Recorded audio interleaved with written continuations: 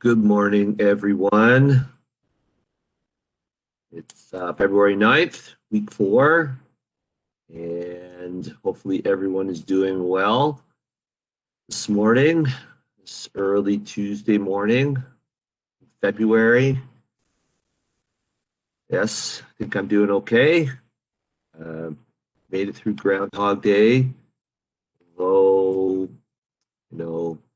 hopefully it looks definitely like we're having 6 more weeks of winter. So let's see what's going on here with the class. Okay, we have about 14 people or so online so far, which is positive. That's good. It's about half the class at this point.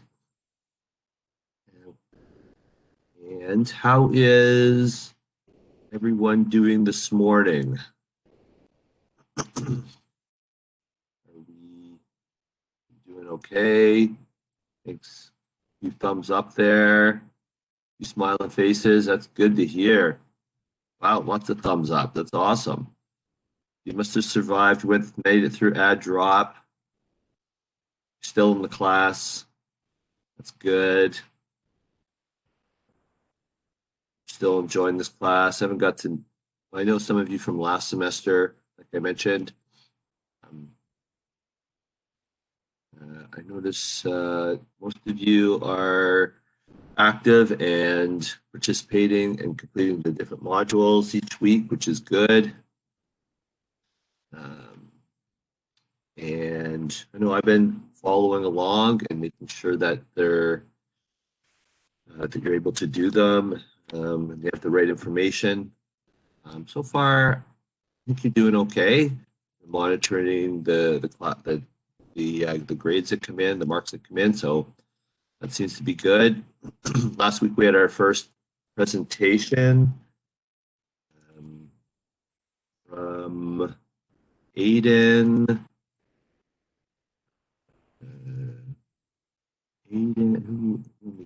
Aiden and Eric.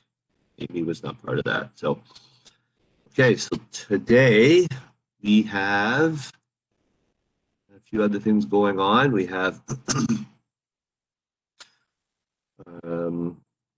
we'll have our introduction to our module this week, which I will provide, and our module this week is Ingress and Egress, which are sort of fancy words for entering and exiting stadiums and places. So you know that whenever you visit concerts or go to concerts, or if you have gone to concerts or sporting events or any event with a large amount of people, and ingress and egress are very important, and we're going to learn about that today.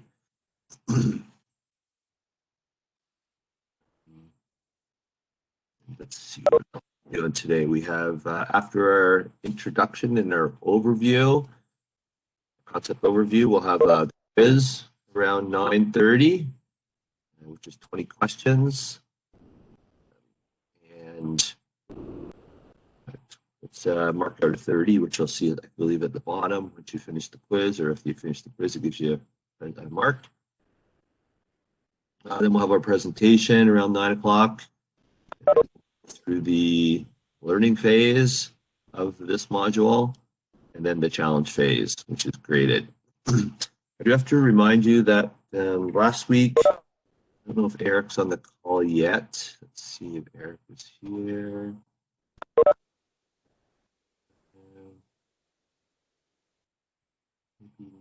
Not yet. Yeah, Eric is on the call. Eric, you have to remember to do the peer evaluation for the presentation. I'll just make sure that's in the chat. Okay, Eric, hopefully you get that. Fill that out. I know Aiden completed it last week, but I didn't see you complete it. So please complete that form. Just a few questions.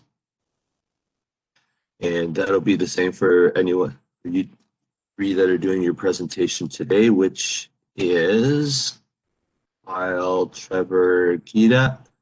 All right, so we'll get to that soon. And your topic today is you have selected as pandemic in sports. Should be interesting. Okay, we're up to about 17 people now, which is awesome. Where should we go from here? Okay. Let me just take a sip here. So has anyone been able to do any outdoor sports this winter? Anyone doing any ski out? Well, not too much downhill skiing happening right now. Cross country skiing, snowshoeing, maybe fat biking. What else could be outdoor stuff? Just some walking or hiking, climbing.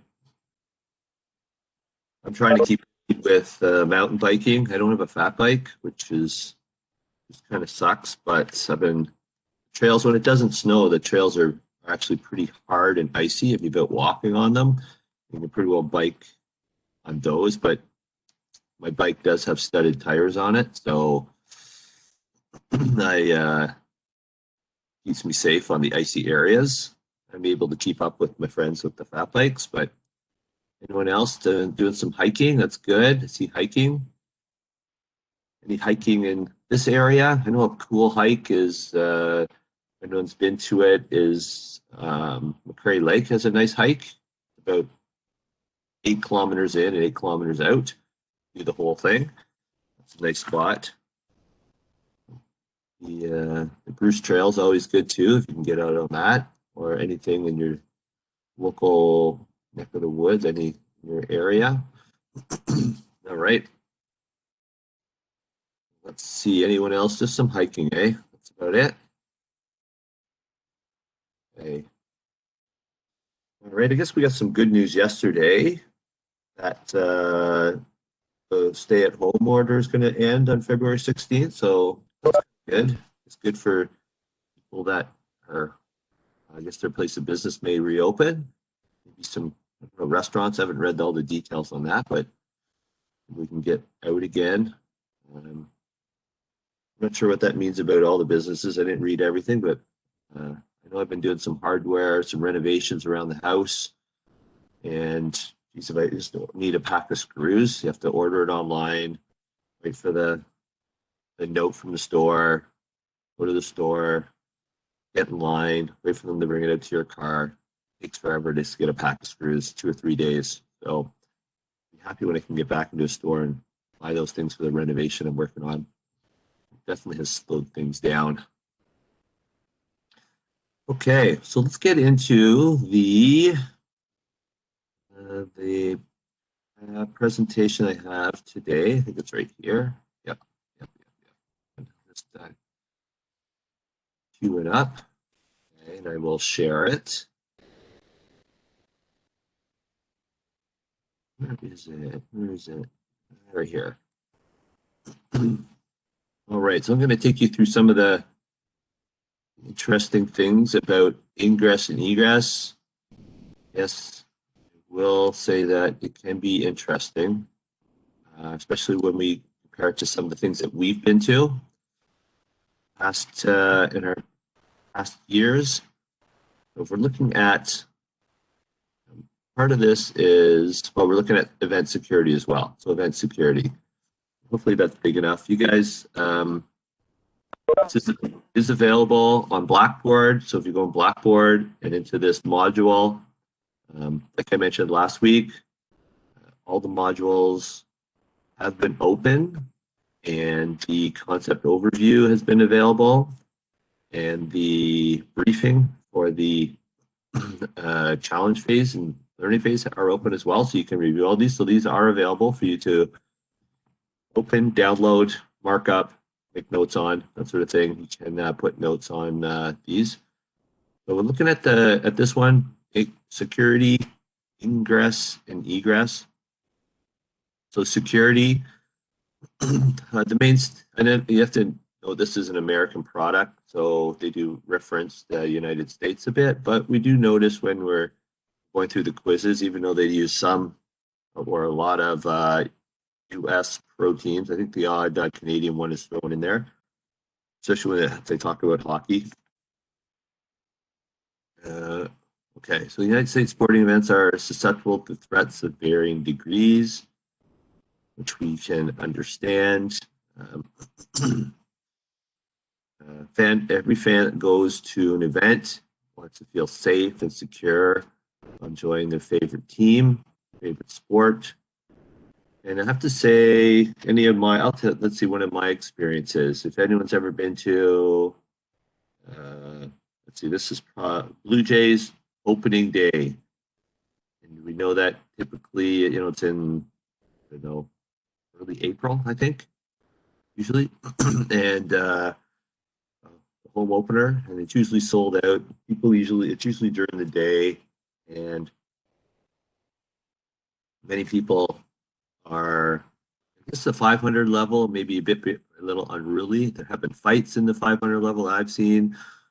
Think of 50,000 people in the stadium, and having a few too many, excited that the sport has begun out there, and for whatever reason, somebody spills beer on someone, and well, you know what? There's a little bit of a fight going on, so security needs to um, look after that. So they're busy on those days. And there's all sorts of other sports. If you ever been to a Bills football game, see some stuff going on there. But I don't know if anyone else, any concerts, might have seen some instances happen at a concert where people are fighting or have things happening that are not may not make you feel safe. I don't know if anyone's ever experienced that. Um, what other things have happened? Anyone experience anything at a large event, either music or sports, that have made them feel unsafe? These folks have nobody, nothing in the chat. Throw something in the chat.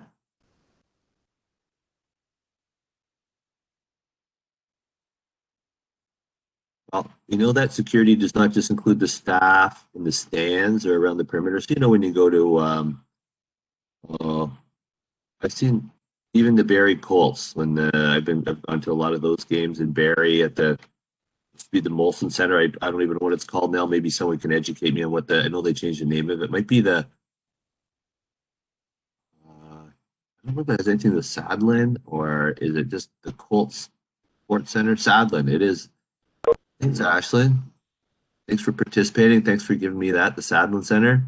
Seems like Paul Sadlin has got his name up everywhere in the North End at the Health and Wellness Building, the Sadlin Center for health and well-being, and then the South End at the Old Molson Center. So he's got his name around town, definitely. So thanks for sharing that, educating me. But when you go to games, people that, they just don't check your tickets to see where you're sitting. They're there for security. So, one thing they do is, oh yeah, you can't go to your seat until there's a break in the play, right? Until there's a whistle. That happens because, first of all, people don't want someone walking in front of them while the play is happening. So once there's a break in the play, have your 30 seconds to get to your seat, sit down.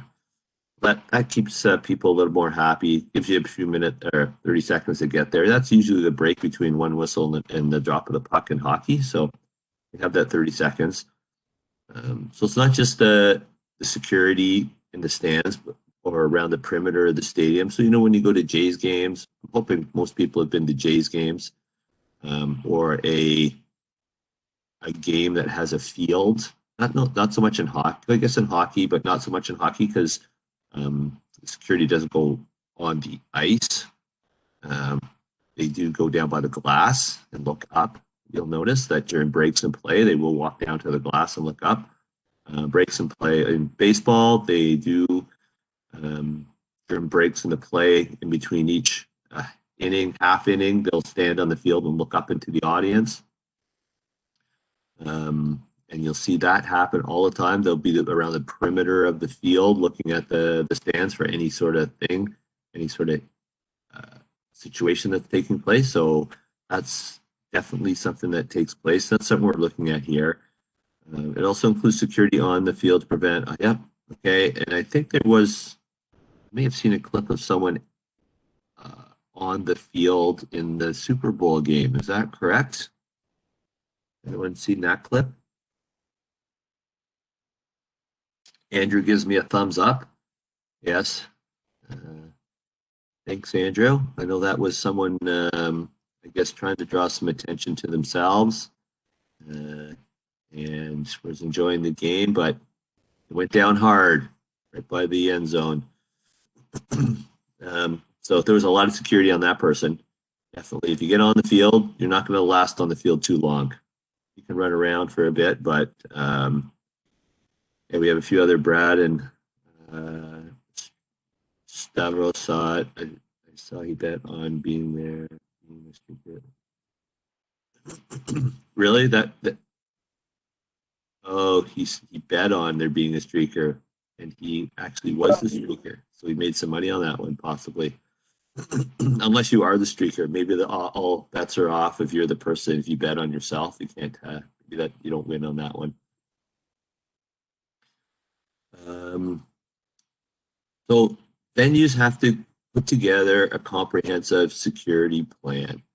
So as I mentioned, what I was going to mention here is prevent unauthorized personnel from getting on the playing surface. Well, it didn't work on Sunday. Ushering teams and referees off the field during the course of a game. So yeah, they also do provide that protection. You know, when you watch NHL games or NBA games, they do have some sort of canopy that comes over their walkway, which they pull out, and especially if they're mostly in the visitors team, we'll put that up because people have been known for people in the audience to throw things at the visiting team on their way on and off the court or on and off the ice surface.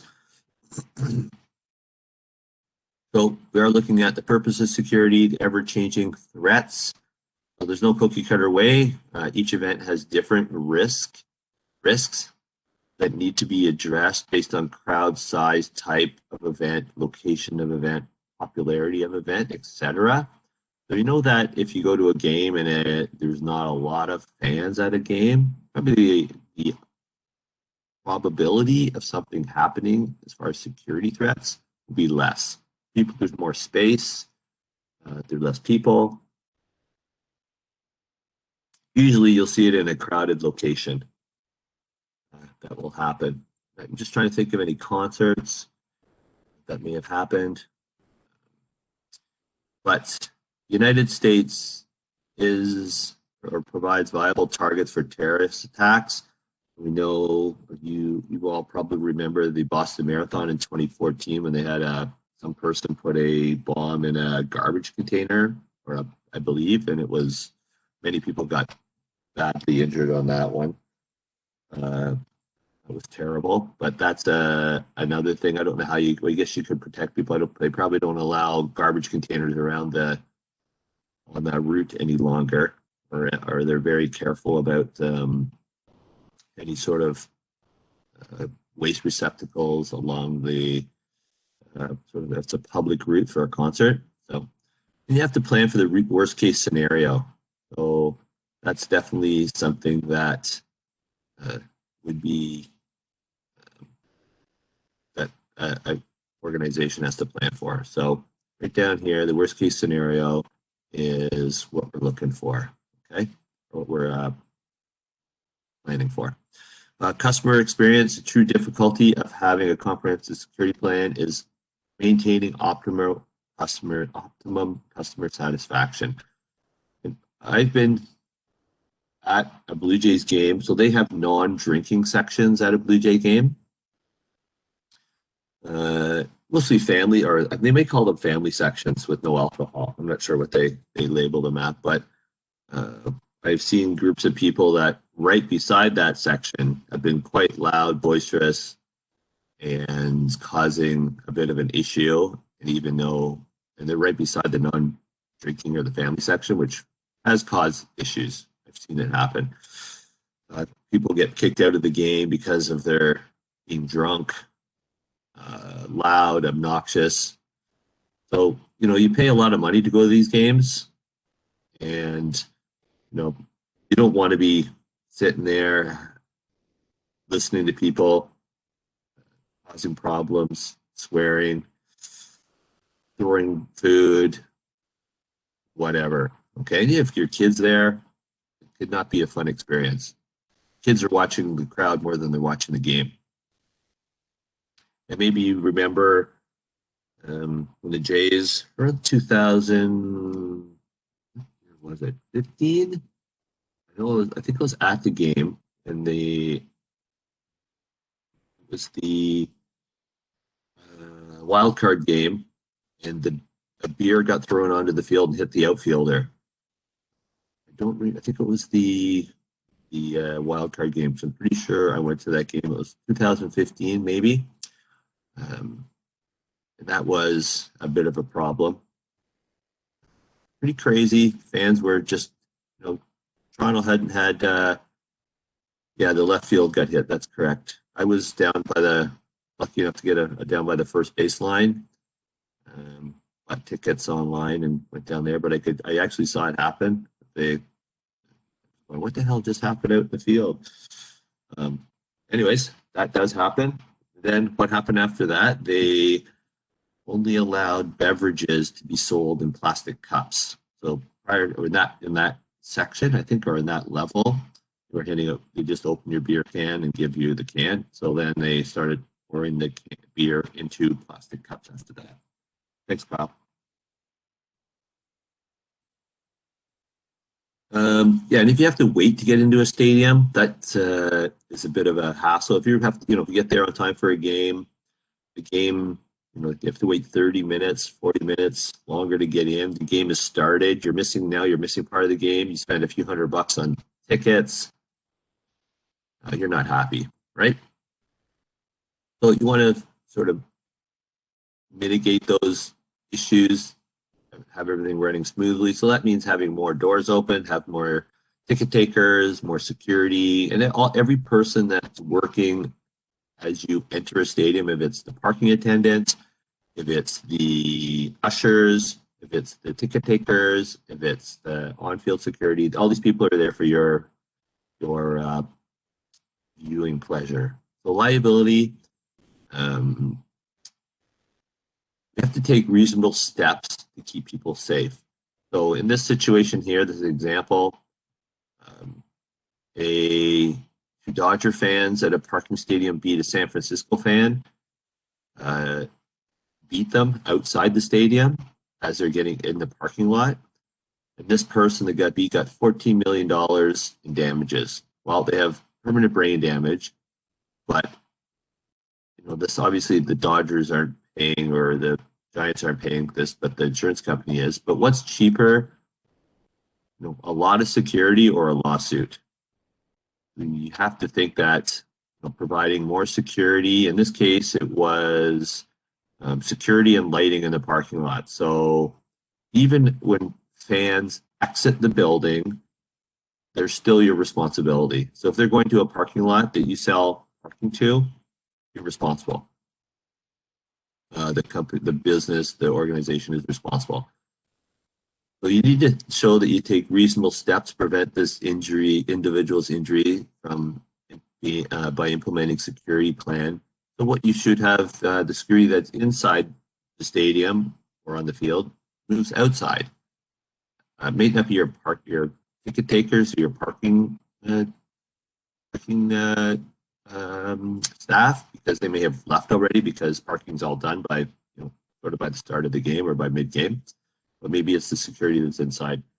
And then we have types of security, in-house versus outside consultants. So we know that sort of the in-house are people that you would hire. The outside are people you hire, but it's an organization that you would, I guess it's that third-party organization that you would hire a business to run your security. So venues usually employ a mix of in-house and outside consultant. And the outside could be the law enforcement, so it could be police officers that are at the game. So now there are guidelines that how many usually bylaws, that's how many actual police need to be on site. So when you do a Barrie Colts game, because there's alcohol being served, or when you go to a whenever this does happen again. If you go to a Leafs game or a Jays game, there are police officers on site. It all depends on how many people are in the stadium. If you have, a Blue Jays game and, there's 10,000 people in the stadium where it can fit 50, that really it's one fifth, 20% full. They're probably not going to have as much law enforcement officers on site as if there was a 50,000 people in the stands. So, okay, let's go down here. So expertise in-house. Security allows the venue to provide more extensive continuous training to purpose. So there is the in-house, you train your staff. If it's a person at concessions is part of your security, if they have to cut someone off because they're drunk, they've had too much to drink, or it's a person selling souvenirs, merchandise, that sort of thing, they're all part of your security as well. They have to recognize things that are going on. It's the eyes on the crowd, right? And the outside, you do in-house, you have to provide training, you have all your benefits and that sort of thing that you're also paying them. But the outside specialized consultants, you would save money on training because the outside organization would do the training for these people. And the costs, like choosing to have in-house security, a venue will have to provide certain costs like wages, health benefits, taxes, and liability costs. So I was just mentioning, venues are responsible for all liability for any incident involving their staff, as well as deficiencies in training, operations, and management of the security team. Without the outside consultant, the liability shifts. Okay, so with an outside consultant, so the liability shifts a bit, but you are still liable for things that happen. All right, if they, if you don't conduct an adequate background check, so right here, on the individuals that you hire, then that could be a problem as well. So creation and implementation of a security plan should be security plan. That is going to be something that you will be asked in the quiz. Okay, so make sure you are familiar with the term security plan. Okay, and venues and event staff to make sure all policies and procedures are followed so that potential threats can be addressed. Support security command group. So having a comprehensive plan in place starts with an effective leadership structure. So that's the first part of the security team, okay? Effective leadership structure. Experts need to be involved with the development of the plan so that it will account for all possible threats. So this group will collaborate with the plan strategies, policies, and procedures. This leadership group should include a combination of the venue. So this is what the leadership group consists of. So local police, federal police, possible, this is the states again, fire personnel, emergency EMS. So we also know that you also many times have ambulances on site at these games for people that are injured, not just the athletes, but the actual fans that are injured. Okay, so there's different tiers. The next tier is the supervisory staff. So at the next tier, supervisory staff comprised of personnel employed by the venue individuals from the leadership group, outside consultants, okay, who oversee the implementation of the security plan and effectiveness and evaluate its effectiveness, okay? And as we move up here, the third tier, the event staff, which I was mentioning earlier, made up of qualified trained event staff. Personnel at this level include the field, on the field, and these are the ones, all of these ones here, these, how many are there? Hold on, I just scroll down for a second. Can't do that. There are, what do we have? 8. Is it going to the next page? No, okay. So 8 different possible event staff. We have the parking attendant, looks after the ingress and egress. An easy way to remember what these two things mean. So ingress means you're going, in. Okay, you're going into the stadium. Egress is the other one. So egress. Okay, ingress is going in. If you want to try and remember those two. From parking areas, including vehicle screening, pre-event parking lot sweep procedures, controlling traffic flow. So parking attendants look after all that area. Gate security. The main objective of the gate security is to prevent unauthorized entrance to the venue. These individuals will check fans for prohibited items. You know, when you have your if you're bringing a bag into the game, you know, many times you'll have a bag with maybe a blanket or a coat or a, I don't know, a bottle of water, but they always check your bag. So going to Wonderland, they'll check your bags. Going into stadiums, they check your bag. Backpack, if you have a backpack, maybe your laptop's in there, you're coming from school or something like that, or a friend's house and you just carry your laptop in there. So it may happen. So ticket takers are checking for valid tickets. There's sometimes fraudulent tickets. I don't know if anyone's ever got bit by buying a fraud ticket for a game. I don't think I have.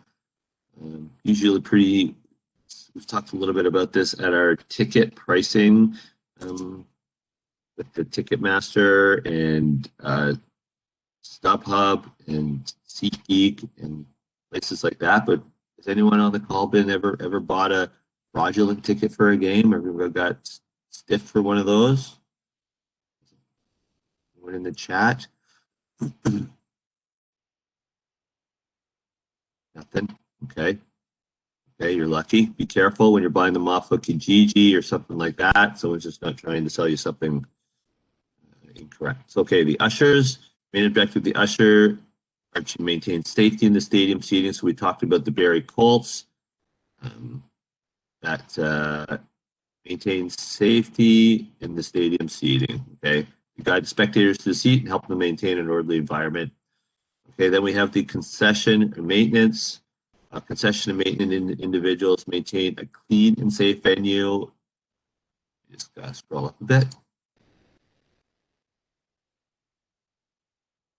You know, they don't mention this here, concessions, but they also do cut people off from drinking too much alcohol. Spills, they have spills or incidents in the area. Field staff, the ones that are at a hockey game, they walk down to the end of the row, to the glass, look up into the stands. Baseball, soccer, basketball, they would walk onto the playing surface during breaks and play to look up into the field. Security force, police officers and security guards, so they're actually the ones that would be called to incidences around the building. And volunteers, now I don't see as many volunteers, but the one I can think of at certain events, they do have them. The one I'm thinking of locally, if you go to a game, a lot of times the 50-50 sellers are volunteers because they're raising money for their, not at the J Stadium, but at the Colts. It's all because I was part of that. I have gone there and sold 50-50 tickets in the past. And it's usually, I think it was when your organization comes up to receive the winning, or that the winnings, I guess the winnings from not the winnings, but the other part of the 50. The 150 goes to the winner, the other 50 goes to the organization or a sport nonprofit organization. So those would be some volunteers. Can anyone else think of any other volunteers that are at a game? Possibly marathon. It could be in marathons. It might be like the runners that are, you know, I'm the 4-hour runner, or I'm the 4-hour and 10-minute runner. Maybe they're it could be volunteers. Golf events. I've been to a few golf events, but I'm not sure who's paid and who's a volunteer. Okay, let's move down to this part. No one has any other volunteer information to share with me. Okay. In terms of the number of staff through cost benefit analysis. So this is what when you get into this determining the number of staff is what we will be doing. Okay, concession stand workers could be volunteers, possibly. Yeah. This part here is what you'll be doing in um, the two modules that we're working on. So the practice and then the competitive, the second module. Sorry, I always lose these words. But you will be working on how many staff to place at the different locations. Okay, so we will work through that shortly. So security management. Okay, so what we will be doing. So determine the number of staff through cost benefit analysis. So number of security guards, surveillance cameras. We don't talk about too much. Unruly fans ready to be dealt with in reality. That is not the case. Well, safety is the utmost importance. The executives have to conduct a cost benefit to determine the most effective plan. Again, a plan while maintaining financial efficiency because of venue limited. So what we will be talking about in the different modules is that how many staff are the right amount of staff. So there's a few different, we'll need your calculator just to do some division. It's going to say, 15,500 fans are at the stadium, and ticket takers you need, each ticket taker can look after 400 fans. How many ticket takers do you need? So basically you take 15,500 divided by 400 and you find out how many. So we'll go through that. For example, if the venue is putting on the soccer match with 75,000 fans in attendance, it's more cost effective to hire more in arena security guards, invite more volunteer ushers, or have every entrance equipped with user-friendly metal detectors. So what's the most cost-effective way? Well, probably just having user-friendly metal detectors, I'm not sure, but having a comprehensive security plan in place accounts for all possible threats will help determining where greater security will be more effective and help you answer the above hypothetical. So if you had 75,000 fans coming into attendance, what is the most cost-effective procedure? Is it having security guards, invite more volunteer ushers, or have user-friendly metal detectors?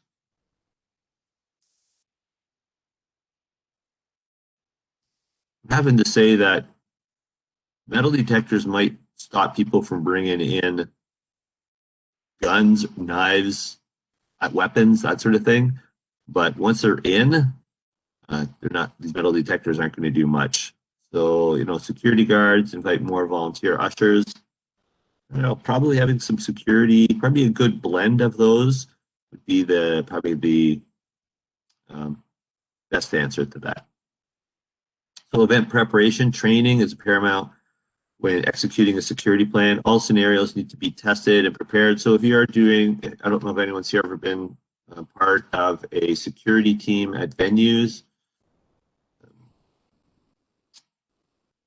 but you do have to have training in place. What to do if, right? So here we go to the ingress and egress.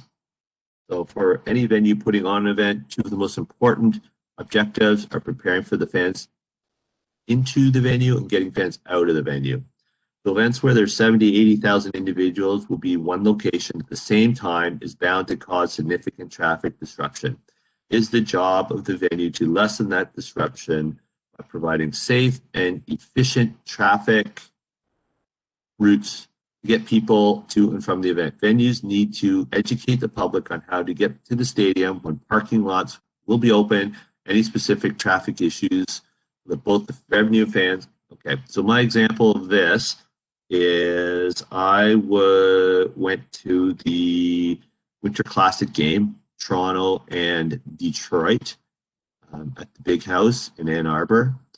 So at that game, there were 103,000 people at the game. It's a huge stadium. I don't know if anyone's been to any larger stadium than that, or in a stadium where there's that many fans, but just imagine 103,000 people at one game. This place is massive. So to get into this stadium, all of the parking was pre-sold. So, and we will be talking about parking, but you knew exactly where you were parking before you got there. So, and just to think, they don't have a parking lot that will fit. Let's say two people come to an arena or to the stadium in a car. They don't have a lot for 50,000 cars. And some people take public transit and so on. But what they've done is many locations in their community. So the game was on a Sunday, I believe. It was whatever that January 1st was when I did go. Well, it's on January 1st, so most things are closed anyways. Everything was closed. They would sell parking at every different location in town. So a real estate, we had to take a parking spot at a real estate office that was about a kilometer or so away from the stadium. Then we all walked in from that location. But I guess the other part of this whole, worst case scenario is that it snowed and snowed and snowed on that day. Parking was up to the bottom of the car, and I was driving a Golf at the time. It was not pretty, although I did have snow tires on, so I got in and out of there pretty good. I have to say, with 103,000 people, it went pretty smooth. I don't remember any fights in the stadium, maybe because it was New Year's Day and people were just pretty happy. It was a close game. It went to overtime. Toronto won that one, though. You remember. Okay, capacity planning. So the venue must conduct an analysis of how many seats are in the stadium, how many tickets, how many the event sold or expects to sell. So at this game here, the football game between San Francisco and Seattle, Levi Stadium, there's 65,000 fans. The stadium has only 24,000 parking spots with a possibility of 10 more spots from private lots. So that's what I was explaining in Ann Arbor. Possibly assuming that every parking spot accounts for 2 tickets, as I was mentioning, that would mean that there are 48,000 fans. So if you're following along,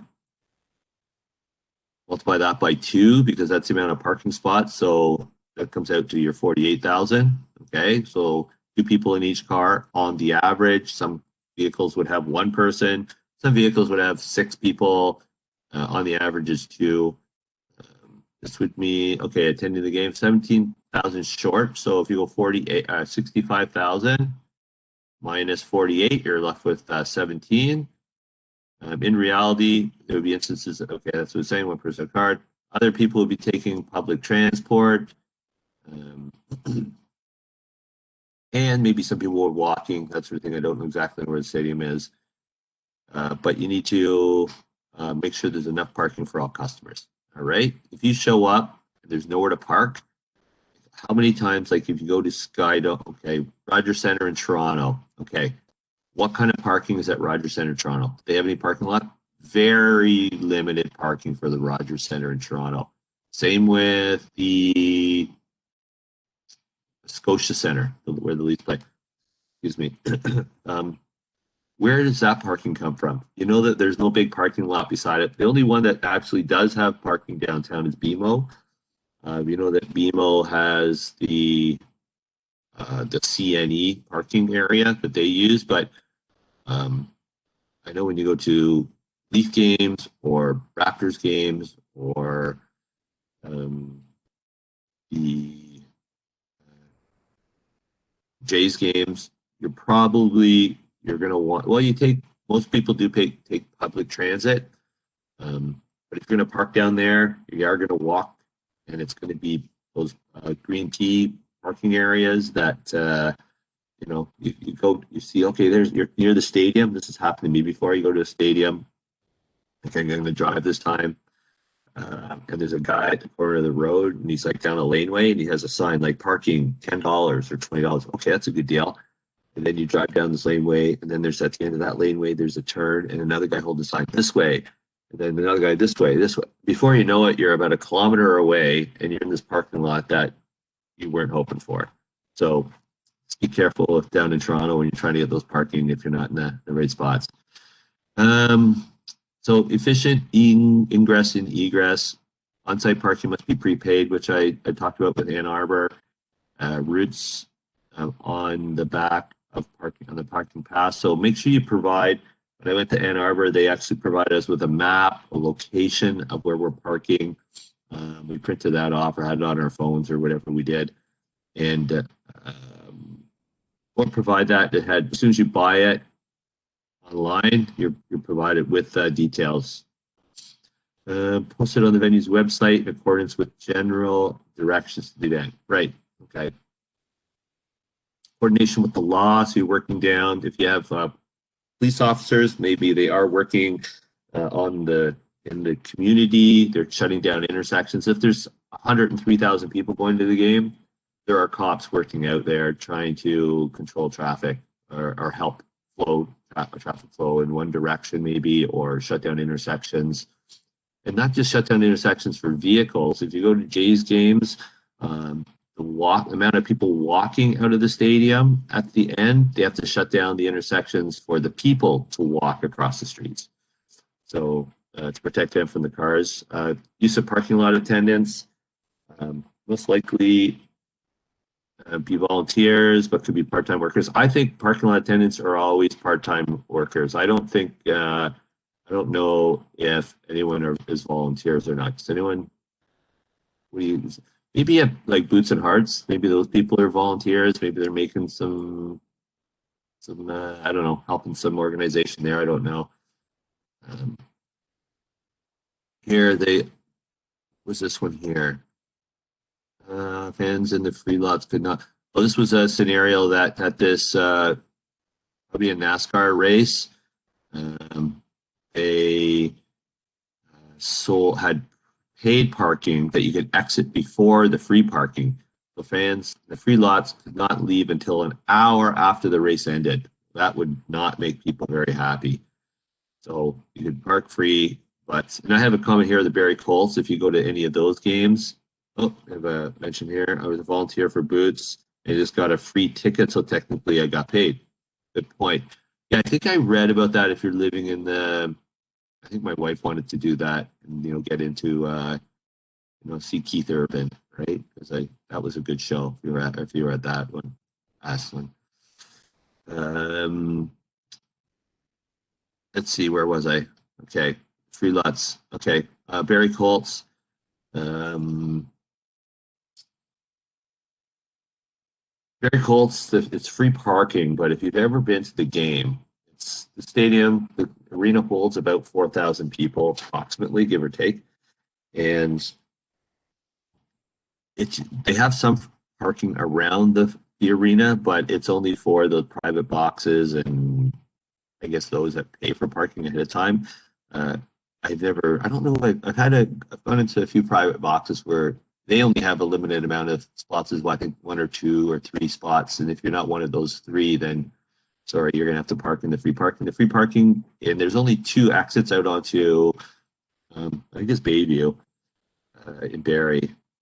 And if you're not there, right, it's like you either rush to get out of the lot, or you just might as well stick around, take your time and get out, and then, sit in your car for 10 minutes, 20 minutes to get out onto the road. So it is a bit of a pain in the ass getting out of that parking area. So ingress and egress in the venue act as bookends. It's the beginning and the end. Right. And let's see some of the terms here that we need to. I picked up empties for 4 hours one day and got a full weekend pass. Very worth it. Definitely. I would have to say that I agree with you on that one. I do a little bit of volunteer work. I would definitely do that next time it comes around, just to get a ticket. For sure. You get a weekend pass. Great deal, right? So key terms here that we've already talked about: the egress, the ingress, the in-house, outsourced, and throughput is something that I must have missed in there, but it's the number of people per unit time that can be processed, such as by ticket takers in the stadium. So example of the throughput is, okay, so if you have a ticket taker and they could process somebody every 15 seconds, and that's in 1 minute, that would be 4 people per minute. And then per hour, it would be 4 times 60, which would be 200, is it 240 or it's 240 people per hour that they could and if that they would be able to throughput. Okay, so that would be how the throughput term is described. It's how many people per amount of time can be processed by a certain person, parking attendant, ticket taker, so on. All right, I'll stop sharing that. That was a good overview of tickets at a stadium. What I will do now is we're 8:51. We're running a little bit behind. I guess I was talking too much this morning. Sorry about that.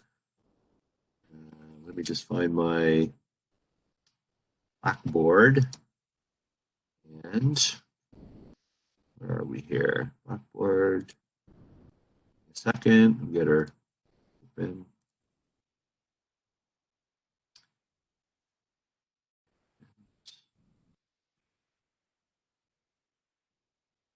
Okay, we're on the advanced pricing strategies.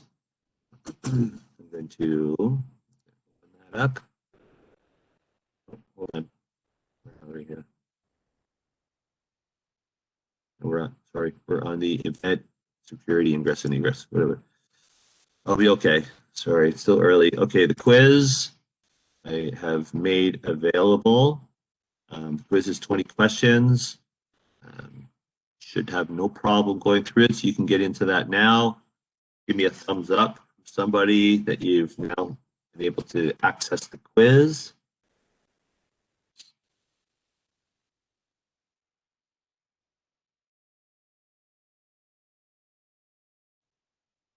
Okay, thank you for giving me the thumbs up, Jess. Appreciate it.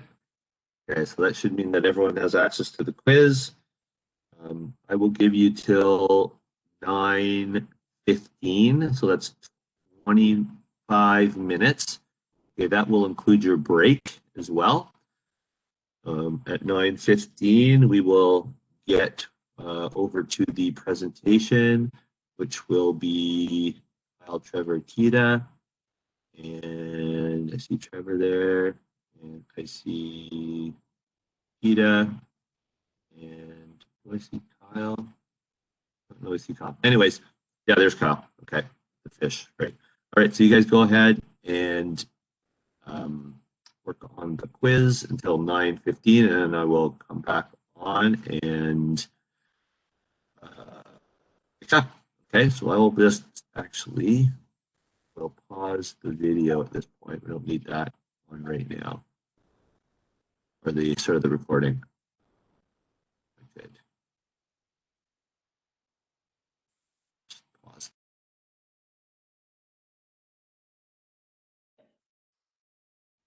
Okay, I'm going to come back on line now.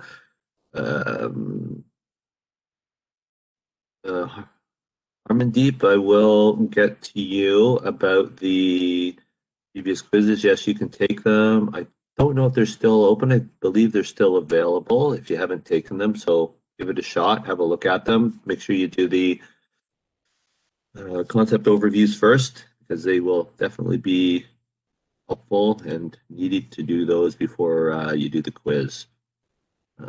Most people, have you been able to complete today's quiz?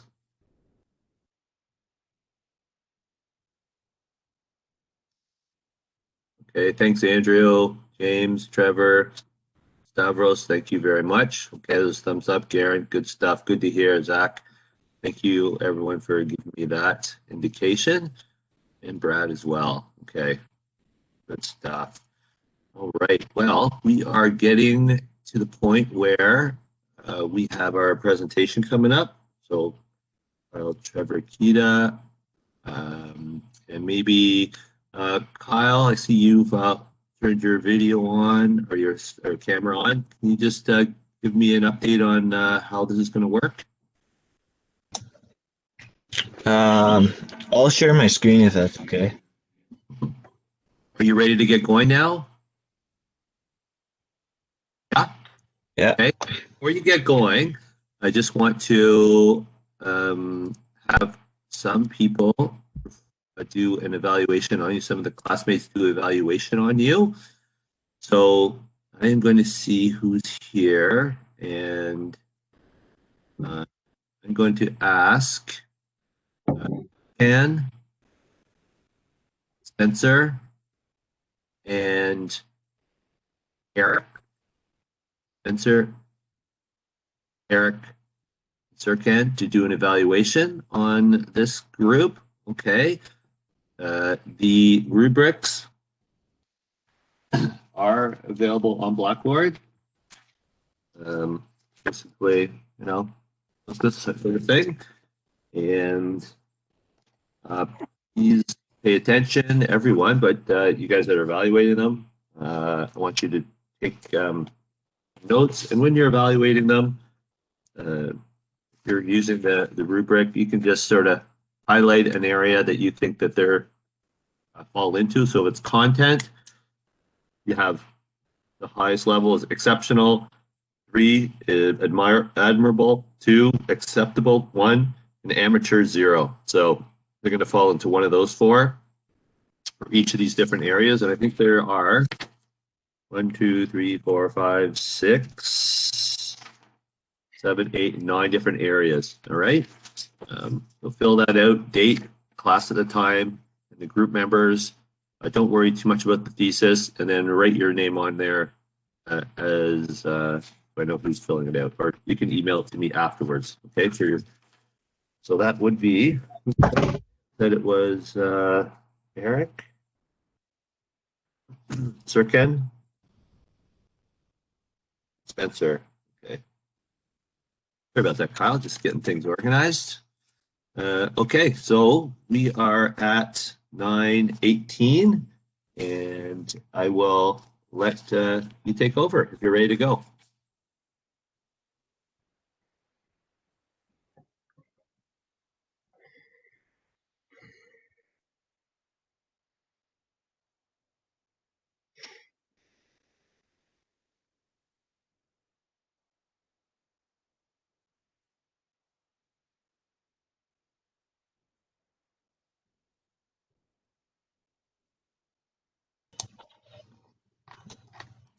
Okay, can everyone see this?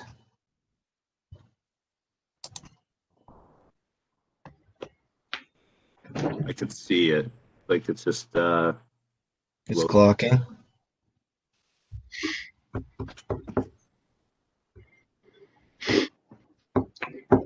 Okay. It's loaded. Yeah.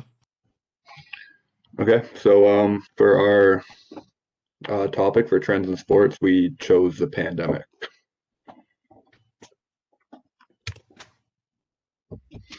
All right. So the first trend that I came up with was the most noticeable one was masks. So coaches are required, both coaches and players are required to wear their masks at all time. This includes TV timeouts, pregame, postgame interviews, and in the locker rooms and even on the sidelines. If an NHL or an NFL coach is seen without a mask on, this could result in a fine up to $100,000 towards the coach and $250,000 towards the respective team.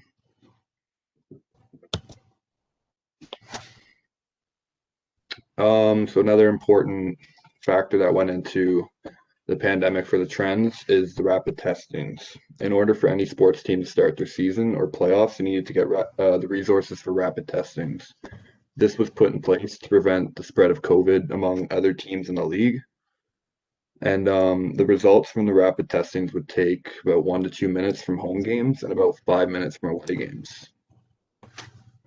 And they would determine this few minutes up to the games whether if the player is fit to go into the game or not. And if they test positive, then they have to either test twice in 24 hours, or they have to be in quarantine for 14 days.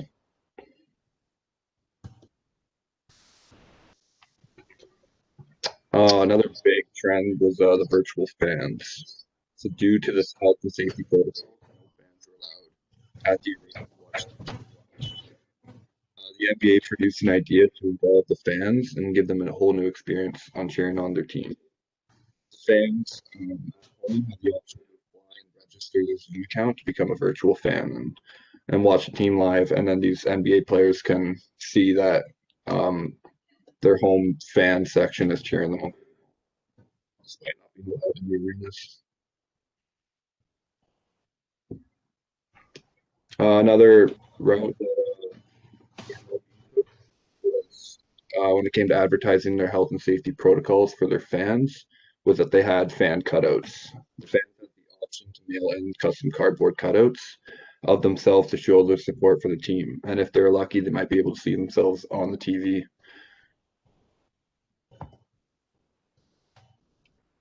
The NBA was the first professional sports league to start their playoffs.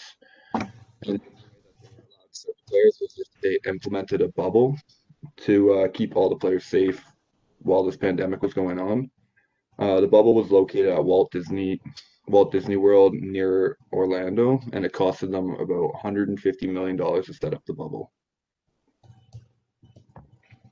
So now I'm just going to look at some jobs that were lost due to the pandemic. So obviously, thousands of jobs were lost.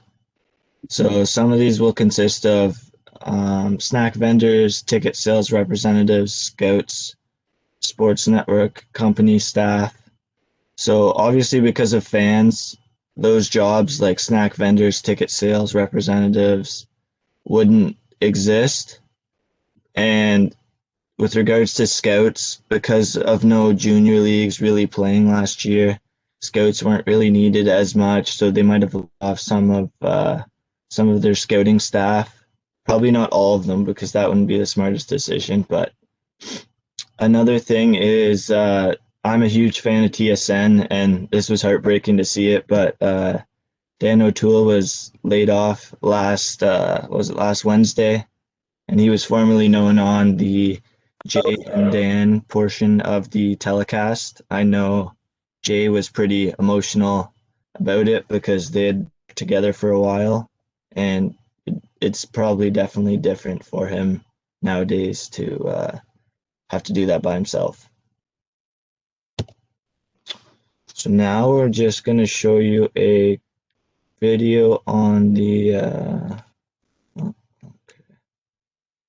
just a quick video on where were we? Just when you're doing video, make sure you select the sound option. Okay. Okay. Yeah. It's just on the economic impact of the coronavirus. This was back in May, I believe it was. So it was kind of before everything happened, and it was a prediction of what losses were going to happen. Where's the sound option here? It's actually when you go to share the video, there's an option to choose sound. So it could be when you're sharing your screen, you'll see the option.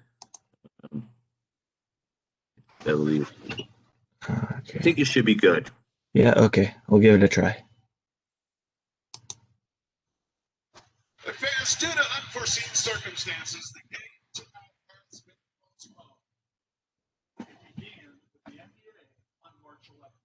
Breaking news from the NBA suspended event and I think we need a bit of volume. The NHL has suspended this season.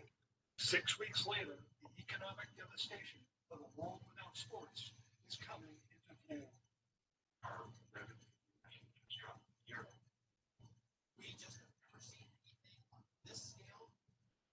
As an economist, you stand back and look at the carnage that's taking place, dumbfounded, awestruck, by nothing. Patrick Rich of Washington University in St. Louis conducted an analysis for ESPN. He estimates the shutdown national college youth sports alone will cost at least $12 billion for industry to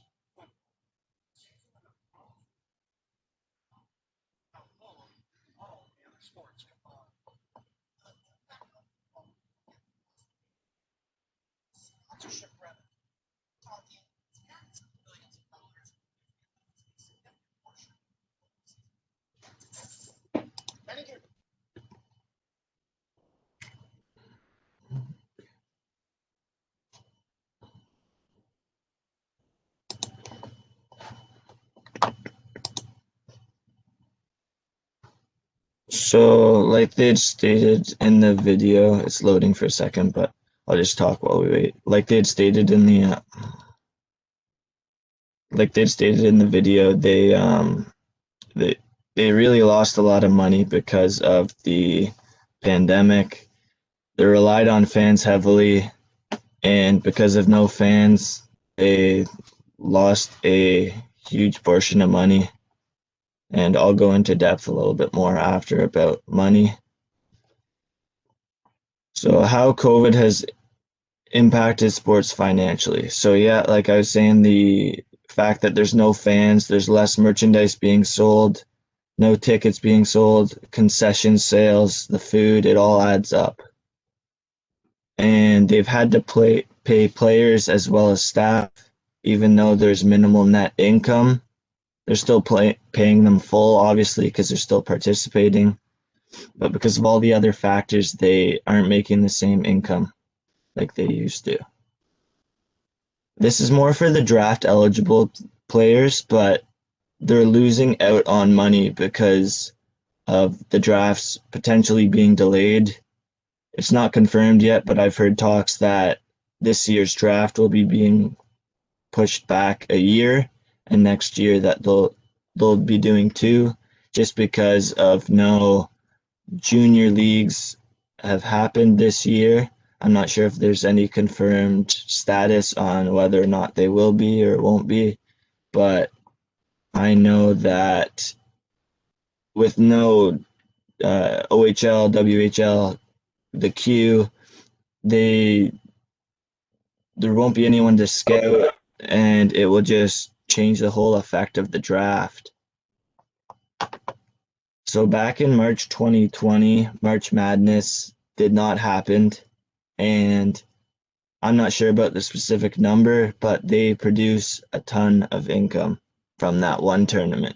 It's amazing how just one little tournament in March creates so much income and profit. So this is a big one, but I'm a huge baseball fan, so I wanted to add it in here. So the Toronto Blue Jays had to make a change from the Rogers Center to Salem Field last year in Buffalo because the Canadian government wouldn't allow players to cross the border to play in Toronto, so they had to settle with their AAA ballpark for the Buffalo Bisons, which is Salem Field in Buffalo. So some of the things that they've had to change is the installation of brighter lights, and this was specifically for the evening games. They had to replace the infield turf. They had to extend the dugouts, obviously, because it was a minor league baseball field, so it wasn't the same size dugouts as they would have in the MLB. Their main concourse is now a training area with squat racks and treadmills, and this was taking over the area that they once had with hot dog stands and concession stands, which they obviously wouldn't be needing now because of no fans. Also, several batting cages. And this is a big one because they had to completely change the right field corner, and that's where they set up the visiting clubs area for before games and after games. So there was a giant tent in the right field corner, and this is where they were given access to the essentials that they needed. And before all of this, they did move 4 trucks worth of stuff from Toronto. So yes, they did have some stuff prior, but they would also have to change a lot of other things. So I'm just going to show you another video now about it's kind of like um, safety and the sport risk levels of what's higher risk due to COVID and what's lower risk. Okay, hold on.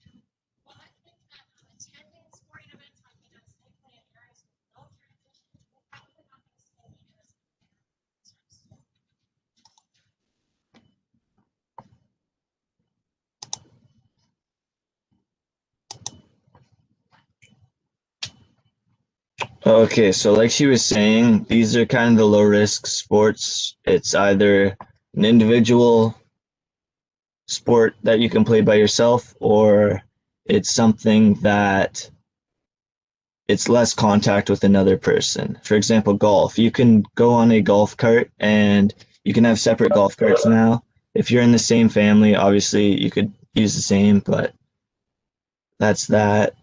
Moderate risk sports are ones that are coming closer to contact, but they're not a contact sport. So these are some listed here.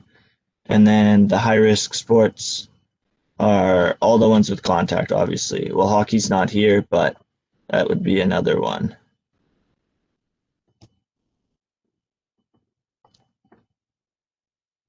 So there is some social distancing on safety stuff for games and like NBA's Premier Leagues and other sports is mainly they actually basically on doing try to figure schedulings for routines and cleaning the disinfects.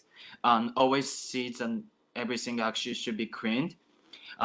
Example if you see like a NCW game or like a university game high school university game in the US, you might be able to see these pictures of that like this. Also like NBA's too, um, because actually they have to keep 6 feet like a social distancing and 2 meters, and always encouraging hand washing, sanitizing hands like soaps like those of stuff like this. So actually, because we have to keep safe, and also wearing a mask when players not playing on fields and benches, like those pictures are examples. Mostly like a in my country, Japan, we actually they actually don't have a rules on wearing a mask, even like any players. Well, but like a manage that's the first strike that the Trevor said we have to wear a mask, especially managers and coaches. So sometimes actually um some clubs actually tried to figure it out because they had clusters past couple months and some soccer leagues. So these days, like some managers and soccer coaches try to wear masks as many hours as they can because of safety for athletes. So also players cannot share their drink. So every single time administrators, other staff actually put the names players which drinks example number 12, number 13, like that. They put the numbers on the names here. So that's why actually I put it here that shares the drink stuff. Basically soccer, basketball, so we be careful like the next couple of months because season's gonna be begin soon. Again, like some countries also ending this season like soon. So that's it. Those actually example of soccer is how do you say take a social distancing and keep safety. So those so everyone you can see it nobody there, but some countries in the soccer leagues they actually try to figure out getting a ticket sales and the revenue. So sometimes actually they do put a maximum of people that can enter in the game, like say up to a 5 cents people there. But right now it's gonna be like this these couple months right now, even like a training campings and stuff. So that's it. Thank you. Yeah, and that's our project. Thank you, guys. Okay. Questions from anyone? Kudos from everyone here. That's great. Interesting things, that's for sure. An interesting topic. I guess I didn't know that in I guess Trevor, you told we were talking about the fines for not wearing masks. I didn't realize that the coaches could get fined for not wearing their mask. Well, I guess at the game or on the bench. That's interesting. That was quite a hefty fine. It's not just a few. Yeah, definitely way more expensive in the NFL, I think, than any other leagues. And just recently, maybe I don't know, Kyle or one of you can answer this, but just I noticed, I think it might have been yesterday, that some of the NHL teams have been games have been postponed because of maybe some positive testing, or have you noticed that happening or have seen that happening? Yeah, that's been very common actually, especially with the NBA. I know the NHL just started, but the NBA, a lot of players are coming into like contact tracings with players, even though they're not testing positive. If they're with someone day before and that person that they're with tested positive, then that NBA player has to be out for at least 3 days, 3 to 5 days until they get tested so many times and the results come back negative. So yeah, a lot of those get postponed because I guess it can go through the locker room and the whole team could get contact tracings and all that. So they're just better off postponing it and keeping it safe for later on. Now, I can definitely see some problems happening if they, I think it was, I just read it quickly, but maybe the Sabres had 3 games they had to postpone. So if you start postponing games, we already know that the season is shortened, and the teams are playing almost every other game or every third night. It's going to be very little time to squeeze in these extra games. Like it's not like baseball where they could do double headers. There's no opportunity to do a double header in hockey or basketball. It's just not going to happen. But also, I was also interested in the rapid testing. So are they able to do, or how does that work? Are they, like, is it on the spot they get negative or positive? They're able to do it quickly, or how does that, you know anything about that? Yeah, so it's what I was saying, making those comments about how it's on the spot testings and if you're in a home game, I guess you have your home resources, so the home teams can get the results a lot quicker than if you're away. And but yeah, there's like for example, what happened last week, I guess, with Kevin Durant, the basketball player, is he tested negative 2 times in 24 hours or 24 hours apart, and he tested negative and they had a game. And then they took him out before the game started because he had talked to someone who had tested positive the day before. But since he tested negative, it didn't really make sense. So they're I don't know, they're kind of all over the place. They're adding new rules, I guess, as they go on. But yeah, they get the results really quickly so that they know right then and there if the player is safe or not to go in, and then avoid spreading the virus among other teams, and then having more postponement. Well, that's yeah, I guess you have to be pretty strict on all the different control measures, which is good. Now, what do you guys think is who's being, I guess, impacted the most? Is it the players? Is it the fans? Is it the workers? Like who's being impacted the most?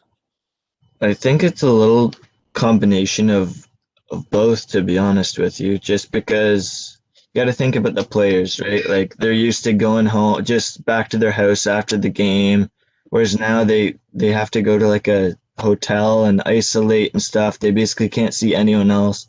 They can't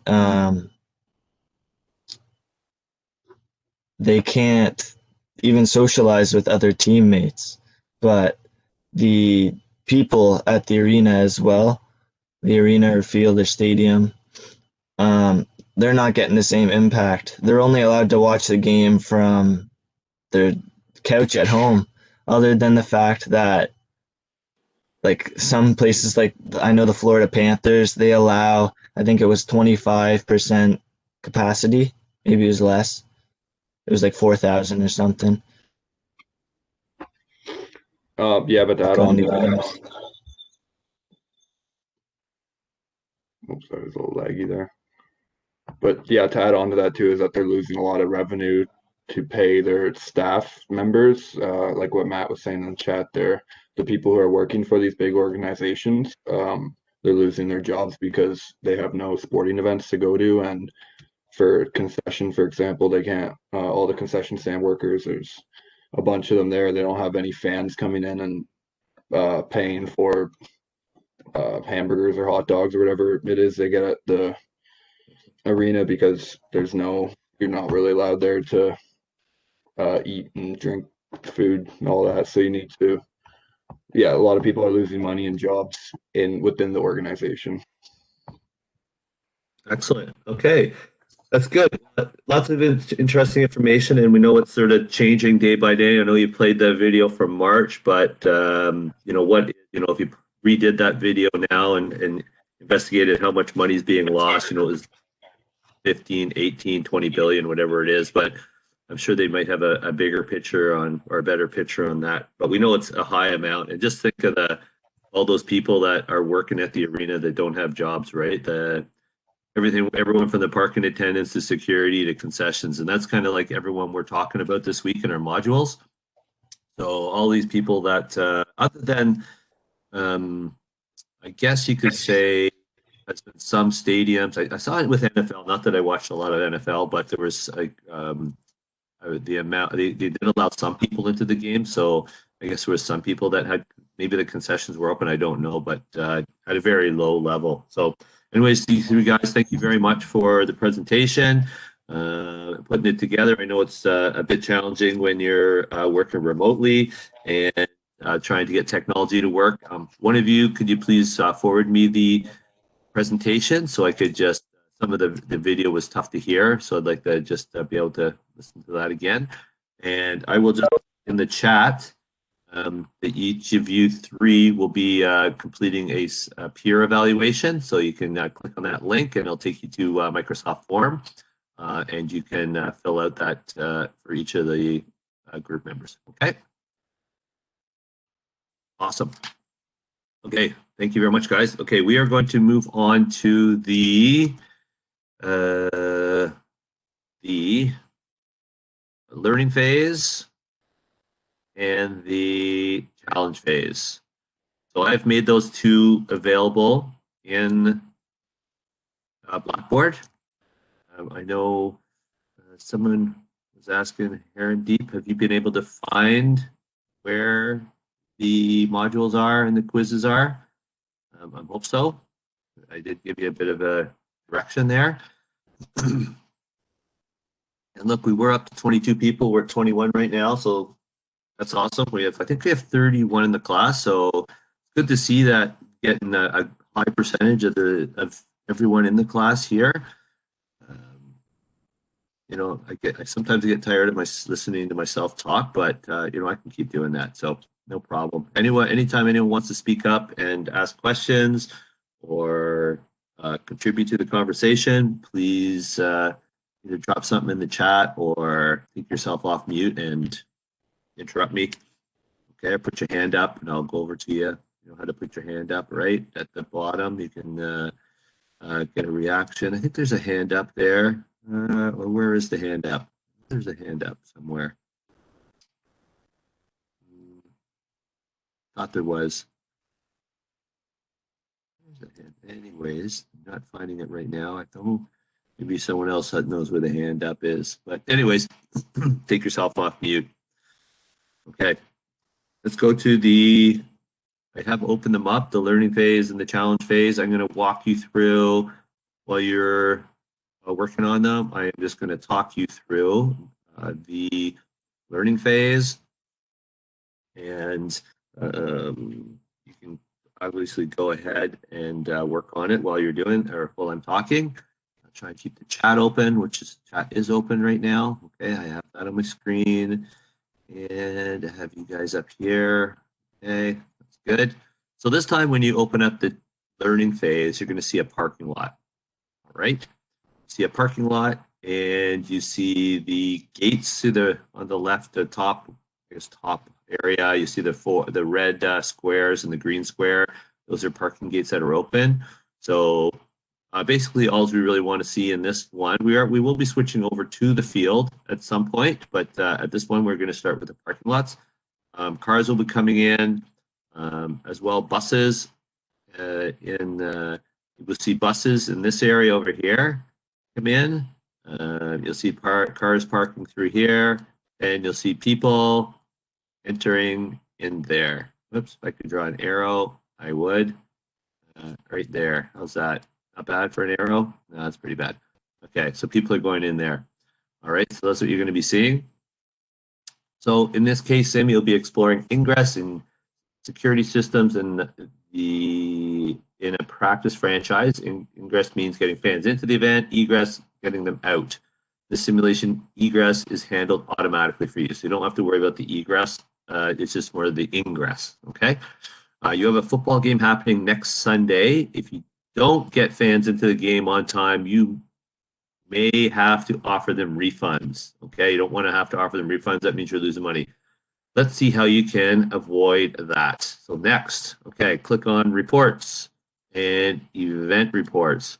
The big thing here doing these phases, modules, is you need to always be conscious of the amount of people in the stadium, okay? That's going to be your main number, all right? You have to always be conscious of that. And that's by going to reports, event reports, and that's where you're going to find them, okay? So how many people, so on the September 10th game, how many people do you expect? Easy, 10,500, all right? Close the event report by clicking actions. Okay, close this. And then we want to go up to actions and parking. All right, you can, on this one, you're not going to be adjusting any of the cost. You're only going to be working on this and this here. Okay, on the number of satellite lots to open, the number of buses per lot. Okay, that's what we're looking at, number of satellites. So we know that over here, as shown in the parking window, your main lot will hold cars for 8,250 people. Each satellite lot will hold cars for about 1,680 people. So we estimate how many satellite lots you need. Subtract 8,250 from your expected attendance and divide by 160. Okay, so I am going to open. Where is my calculator? All right. There it is here. I just opened about 6 of them. Hold on a second. Close some of these down.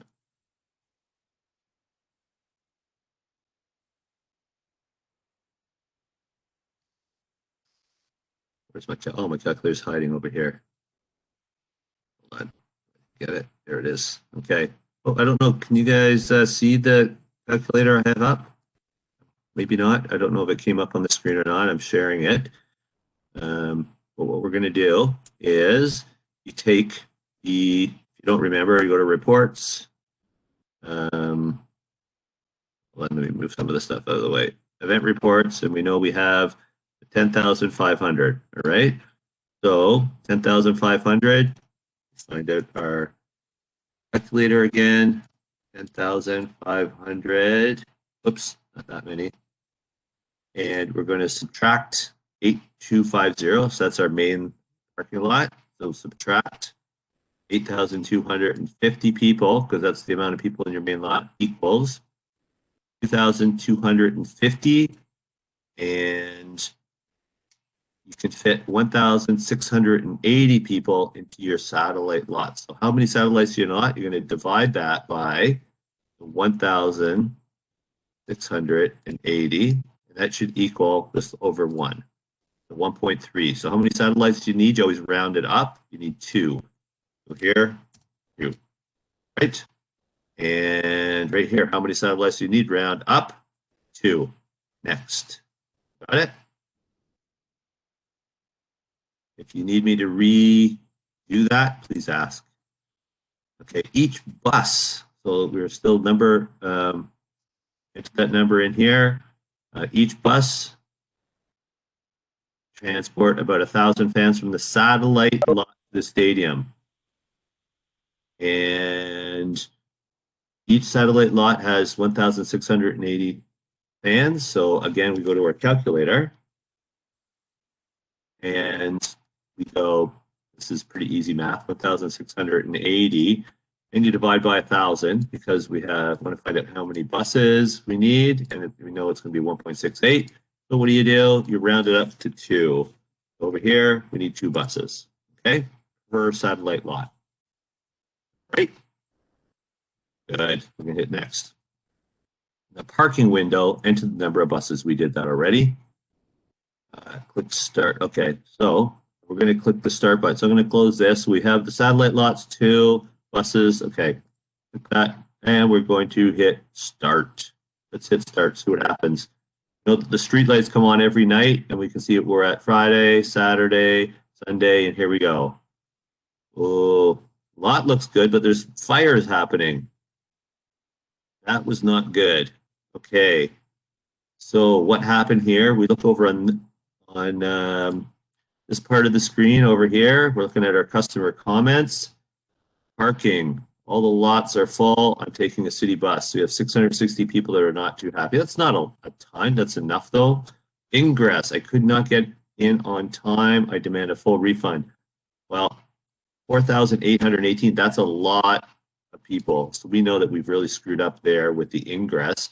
Parking. I couldn't get in the parking lot on time. I demand a refund. So another 693 people.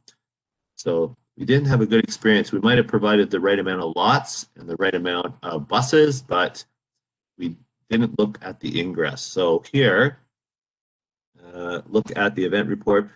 Where we find you were sued $100,000 for injuries. So yes, we were. Okay, next. Wow, what a mess. Let's do something about that. Close the event window report. Okay, we're going to close this and click on actions. Now we have to look at staffing. Okay, staffing. Read the descriptions and capacity. So the last three jobs listed. The last three jobs, we have our ticket takers, our parking cashiers, and our parking attendants. Those are the ones we're looking at here. Okay. And remember, we're expecting 10,500 fans, so we need our calculator again. Oops. All right, let me find my calculator. There it is. So here, what are the appropriate staffing levels? Okay, so we know ticket takers collect tickets, 2 required per booth. There are 10 ticket booths. Capacity is approximately 1,350 attendees per staffer. Okay, so we know we are going to go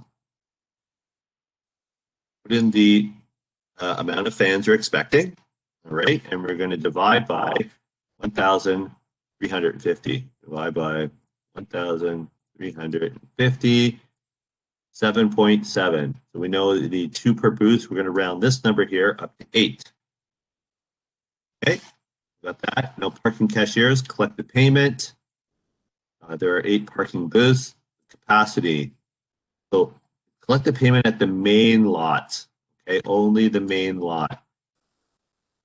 Okay, and 2 required per booth. We know, so at the main lot takes how many people? If you go back, you don't remember,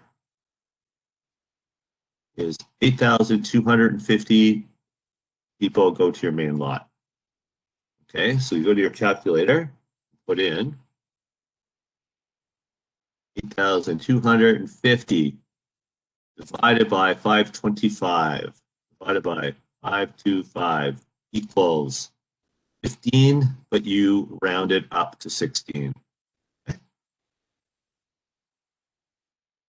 All right, parking attendance, direct traffic within the main lot. Okay, we're going to bring our calculator back up. We know we need 8,250. And we're going to divide this time by 200 because its capacity of each parking attendant is 200. Okay, how many of them do we need? 41.25, round it up, it's 42. We look over here on our choices. What are the approximate staffing levels for ticket takers, parking cashiers, and parking attendants? Right there, 8, 16, 42. 8, 16, and 42. Okay, you see that? 8, 16, 42. All right, we're going to hit next. We're on step 7, halfway there. Enter those numbers in the appropriate boxes. We've done that. Click OK. Okay. Now click Start. Okay, we'll click Start. What happens? Wednesday, Thursday, Friday, Saturday. Here comes the game. Cars are coming in. Good. Well, no fires at this point. That's good. Game's over. Done. Okay. Look at the event report that popped up. What happened? Well, we can see what happened is that parking. All the parking lots are full. I'm taking a city bus. Well, 660, that's not too bad. Well, there aren't many ushers. I'm moving to a better seat. I'm very bad with the pen there, sorry. You are fined $100,000 by the league for allowing trash to be thrown on the field. Okay, not good. So we've kind of looked after the parking issue, but the previous problems cleared up, but now there are other issues that appeared at the event. Correct. Okay, the problem with ingress are gone. So more fans got into the game, but with more fans in the stadium, new problems arose. So click view. We're going to go to stadium this time. So when we go over to our view here, we can click on city. We can see the whole city. Not a very big city, but a portion of the city. But you see the stadium here in the back. It's the stadium over here. And we have a few buildings, larger buildings. Okay. We are going to go to the view of, we want to see concessions. Not at this point because we're not doing concessions. We want to see the stadium right now. Okay. So click on stadium. See for yourself what's going on. Click the start button. Okay. We're going to run it again without making any other changes. Click start. Here we are. Tuesday, Wednesday, Thursday, Friday, Saturday, Sunday. Here comes the game. Oh, see all the people move down to the lower, higher price seats. Okay, again, we have the same complaints. So what are the problems happening in the stadium? You were fined for letting fans throw trash in the field and customers move into better seats. Here we go. Next. We'll close that. So we're going to go to actions now. We're going to staffing. Okay. There are 10 ushers and 10 stadium security personnel staffed. Looking at the top section now, okay? The ushers, stadium security. We've already looked at the ticket takers, parking cashiers, and parking attendants. All right. So that's the insufficient number. So 10 ushers, 10 stadium security, not enough. The expected attendance for the next game again is 10,500. Look at the capacity stated in the staffing form for ushers. Okay, so what do we have here? We're going to need our calculator again. Oops. Calculator. Okay, we know we have just some simple math. Okay, I'm going to put that right there. Clear that. It's 10,500 and helps customers find seats. The ushers prevents customers with capacity approximately is 400 attendees per staffer. We're going to take our full 10,500 divided by 400 equals 26.25. You're supposed to round up. Okay. So we go to 27. Stadium security. You know it's going to be a few more. We are just going to work that out. 10,500 divided by 300 because it's 300 attendees per attendees means fans. Okay, that equals 35. So we're going to put 35 in here. And what is our answer? It's that one right there. 27 ushers, 35 stadium security. Next. Okay, we did that. Okay, now we're going to click the start button. All right. And we're watching the stands again this time. Okay, with the Sunday. Here we go. People are coming into the seats. Are they moving? Nope, they're staying in there. Oh, they moved. Happened. Thought we corrected this, but maybe they weren't asking us about that one. Okay, the previous they're asking us to look at the event report on October 1st has finished. Okay. The previous game, you sold 96% of the best seats. What were your sales for the best seats? Lower level, middle. Lower level, middle is 86%.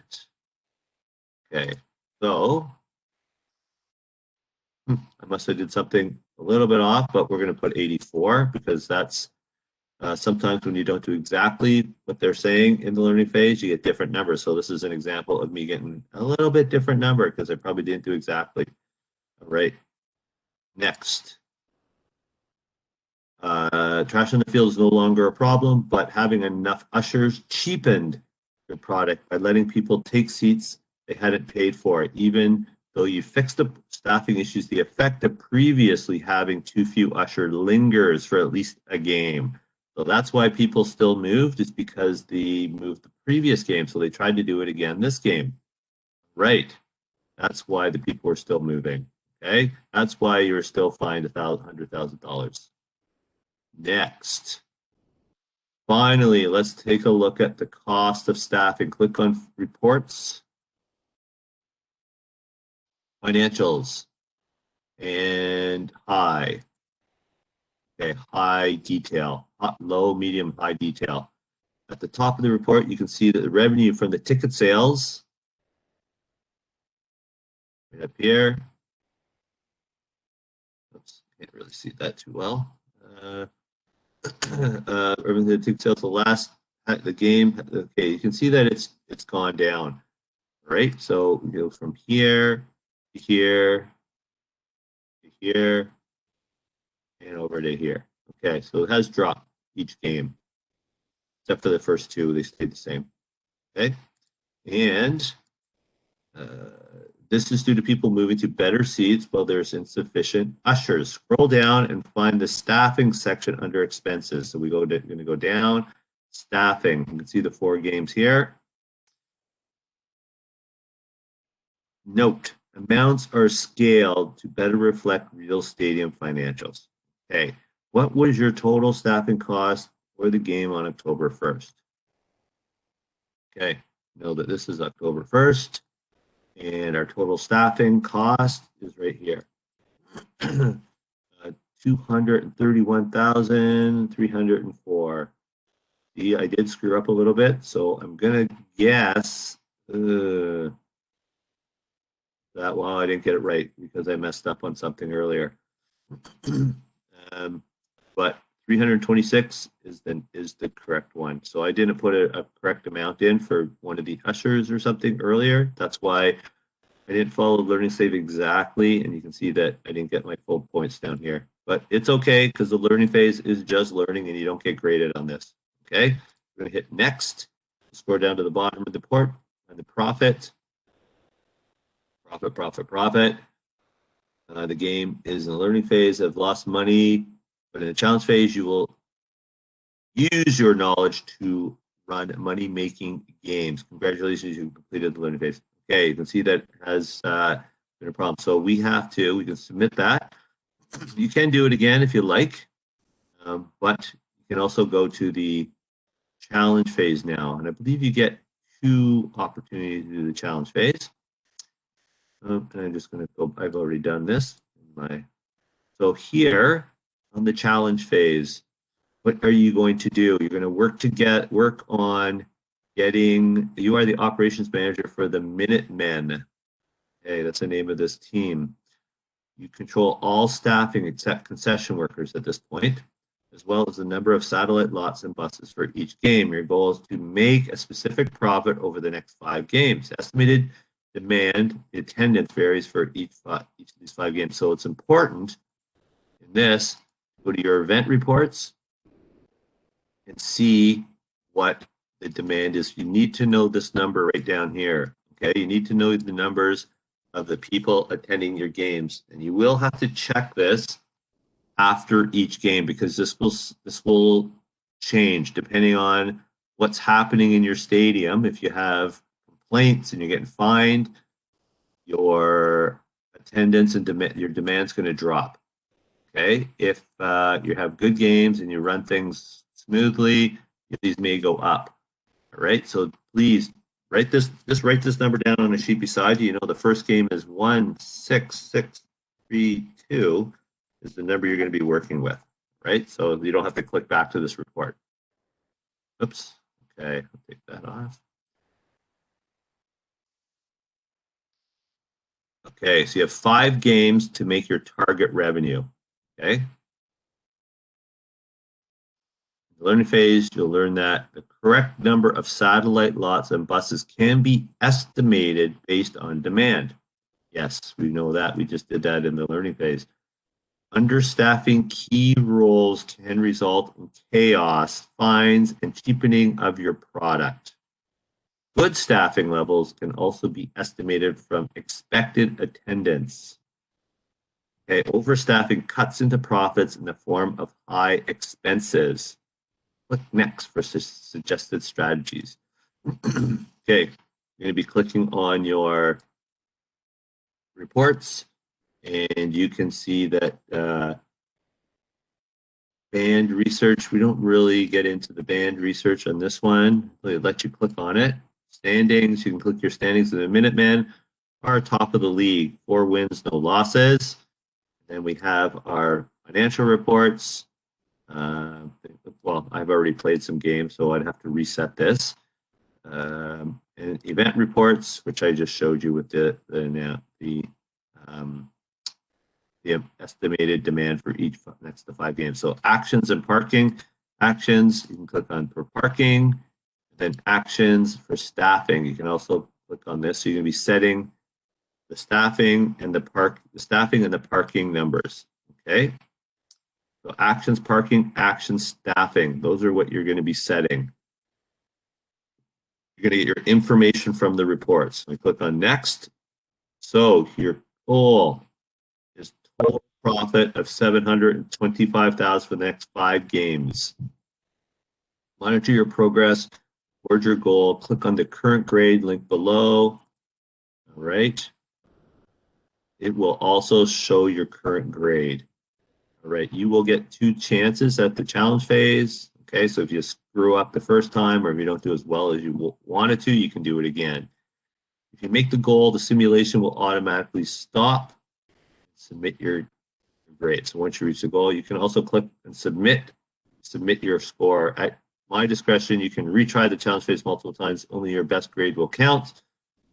So goal, 100% of grade for the next 5 games, 725,000 or greater. All right.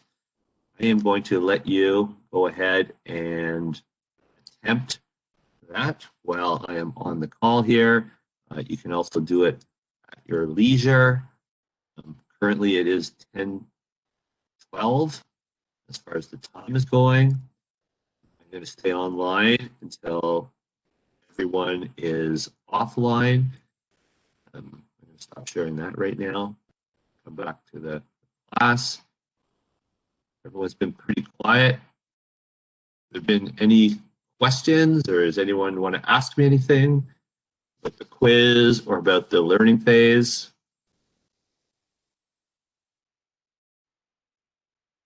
Imagine everyone is kind of working through at their own pace.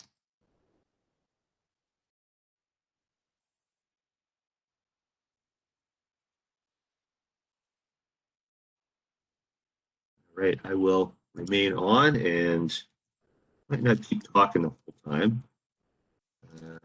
But, I don't mind talking either. If you leave, you leave. Have a great day if you're leaving.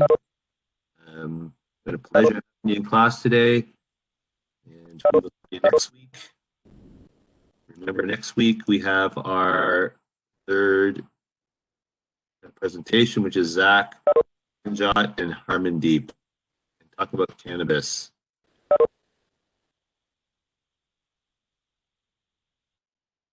How can I submit the rubric to you? Email it to me. Email. Okay, I will email it. Thank you very much. No problem. See you. Bye, Circuit. Thank you. Have a good one. All right, you too. Take care.